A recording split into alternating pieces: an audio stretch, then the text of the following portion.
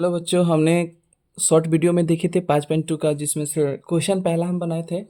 जो पहला क्वेश्चन किस तरीके से बनता है हमने आपको बीच में दिखलाए थे कि ए का मान रख दें, ए और डी का मान सब दिया है, जिसमें से ए एन का मान ज्ञात करना है, जो हम ज्ञात कर चुके थे। ए एन का मान ज्ञात करना है, कितना आया था, ए एन बराबर 28 आया था। और हमने इसी प्रकार सेम टू सेम आगे की तरफ बढ़ते हुए चलते हैं, दूसरा, तीसरा, चौथा, पाँचवा सॉल्व करते हैं बहुत आसान तरीके से। जिसमें से क्या किया है कि आप देख रहे हैं आपके सामने क्या दिया है, ए का मान दिया है, और डी का मान निकालना है, एन का मान दिया है और ए एन का मान दिया है। तो चलिए यहाँ पर हम लोग लिखते हैं दूसरा का। दूसरा कितना दिया है, तो दूसरा हमारा दिया है कि ए का मान हमारा हो गया -18, और डी का मान पूछ रहा है, और एन का मान हमारा 10 दिया है। साथ ही साथ ए एन का मान हमारा 0 दिया है। तो सबसे क्या करना है कि ए एन का सूत्र बैठा दीजिए। ए एन बराबर हो जाता है A plus N minus 1 into D. A N का मान 0 हो गया, ए का मान -18 हो गया, और प्लस एन का मान हमारा 10 हो गया, -1 इंटू डी का मान हमारा, डी का मान ले लीजिए, डी का मान निकालना है। ये जो -18 है उस साइड भेजिए, उस साइड भेजने पर आपका प्राप्त हो जाएगा कितना, +18, और बराबर, और n-1 में घटाएंगे तो मतलब 10 में से एक घटाएंगे तो हमारा 9 आएगा, और इंटू डी आएगा।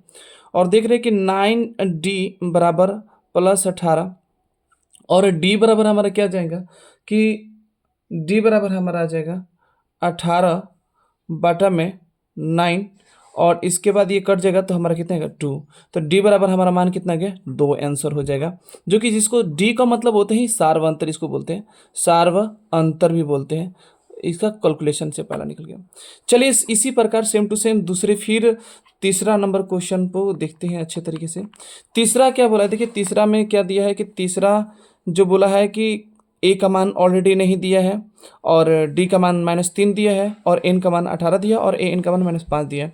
तो इसको फिर लिख लेते हैं कि ए का मान हमें पूछ रहा है, और डी का मान दे दिया है -3, और इसके बाद एन का मान दिया है 18, और ए एन का मान कितना दिया है -5। इसके बाद क्या करना है मुझे कि फिर सूत्र बैठा देना है। ए एन बराबर होता है A plus n-1 into D. इसके बाद ए एन का मान -5 बराबर, ए का मान नहीं दिया है, निकालना है, प्लस एन का मान दे दिया है 18 -1, और डी का मान कितना है -3। तो -5 बराबर, एक कभी उधर आप भेजिए मत, अब इसको निकालना है तो छोड़ दीजिए इसको इसी तरह। ए और प्लस ये हो जाएगा 17, और गुणे -3 गुणा करना है, क्योंकि ये माइनस से गुणा करना है।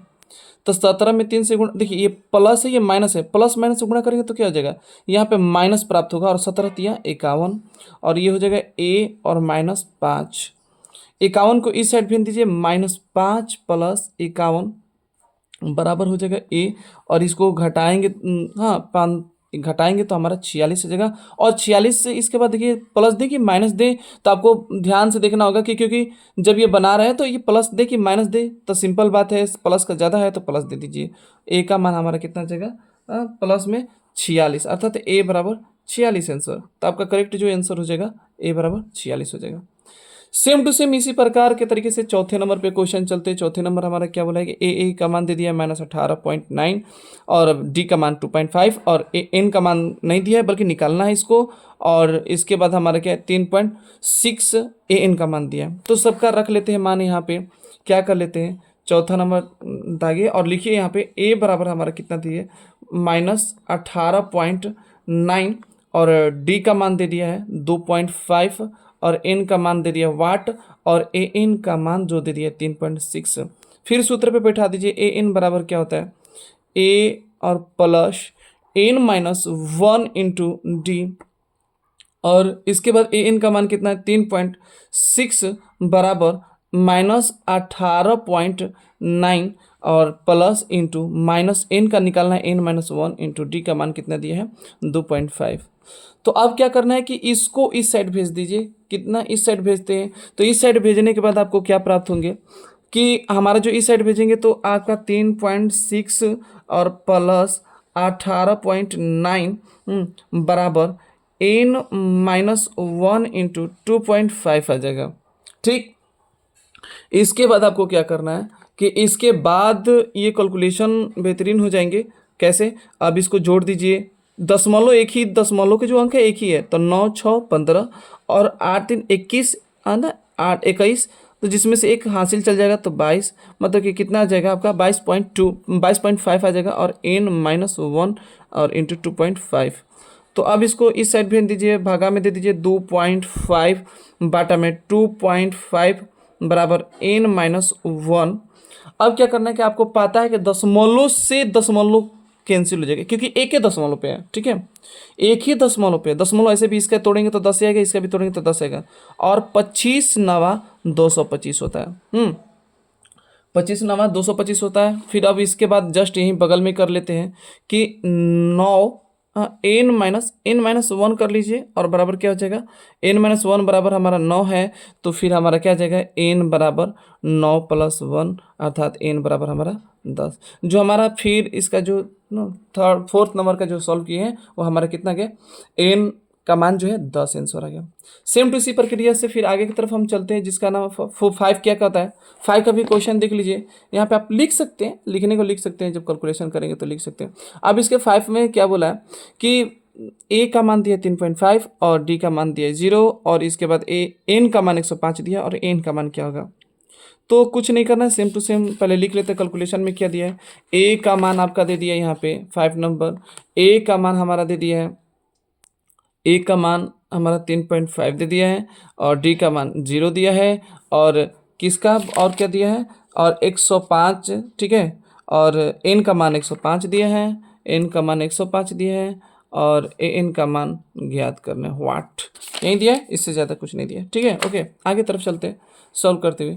तो यही सॉल्व कर में ये आएगा कि ए का मान हो गया, तो ए एन बराबर बैठाइए सूत्र, और ए plus n-1 into D, A N का मान हमारा एक निकालना है, और कितना, 5, ए का मान 3.5 प्लस एन का मान कितना दिया है 105 और -1, और डी का मान कितना दिया है 0।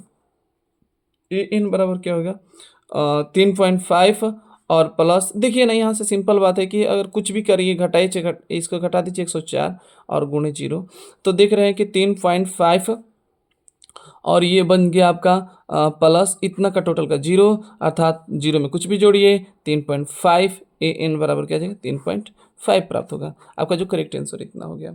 तो इसके 5.2 का जो पहला का टोटल जितना क्वेश्चन बताएं वो सब टोटल के टोटल सॉल्व हो चुके हैं। और इसी प्रकार जैसे जैसे हम लोग शॉर्ट वीडियो बनाएंगे उसका शॉर्ट वीडियो का देखिए, और उसके बाद आप उसका जो आगे खुद से बनाइएगा, और फिर उसको चेक करने के लिए लॉन्ग वीडियो में जा सकते हैं। और बाकी जब नहीं समझ में तो लॉन्ग वीडियो डायरेक्ट इस्तेमाल करते हैं। पहले कोशिश कीजिए खुद से बनाने के लिए शॉर्ट वीडियो देखकर, इसके बाद लॉन्ग वीडियो में एंट्री मारिए, जिससे क्या होगा आपको प्रैक्टिस भी होगा। हाँ, जितना हो सके कोशिश कीजिएगा कि सूत्रों का इस्तेमाल बार बार करें। क्यों? क्योंकि जितना सूत्र का इस्तेमाल बार बार करेंगे, मतलब बार बार याद है फिर भी उसको सूत्र को लिखिए, इससे क्या होगा कि आपका सूत्र याद होते रहेंगे बार बार लिखने से। तो इसलिए थैंक यू इस वीडियो को देखने के लिए।